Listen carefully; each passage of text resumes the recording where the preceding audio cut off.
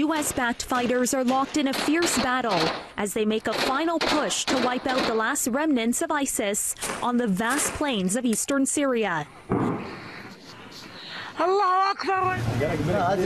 The Kurdish fighters of the Syrian Democratic Forces announced a final battle to crush the Islamic State group's last stronghold beginning late yesterday.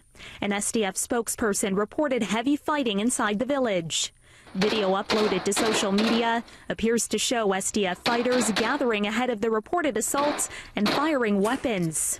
Spearheaded by the Kurdish YPG militia, the SDF has been America's main partner on the ground in Syria in the fight against ISIS and has driven the Islamic State out of a huge chunk of the north and east.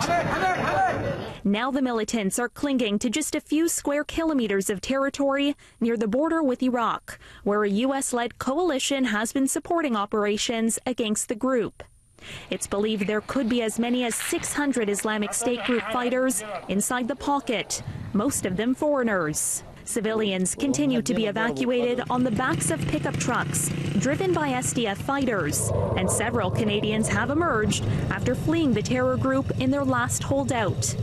CNN reported it had interviewed 2 Canadian women married to ISIS fighters, while another woman, who appears to be the 3rd Canadian to surrender to the SDF, spoke with the Paris-based television network France 24. I came for humanitarian reasons. I actually didn't know a lot about what you would refer to as Daesh.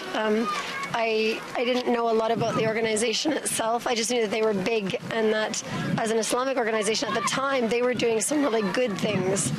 I tried to leave and they put me in prison when I tried, so I ended up being trapped. But as people pour out of this village, Kurdish forces are challenged to work out who's an innocent civilian and who was once a willing foreign fighter. The SDF expects it'll be game over in the coming days. Their land is gone.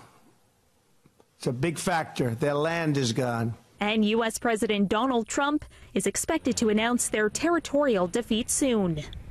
The United States military, our coalition partners, and the Syrian Democratic Forces have liberated virtually all of the territory previously held by ISIS in Syria and Iraq. It should be formally announced sometime, probably next week, that we will have 100% of the caliphate.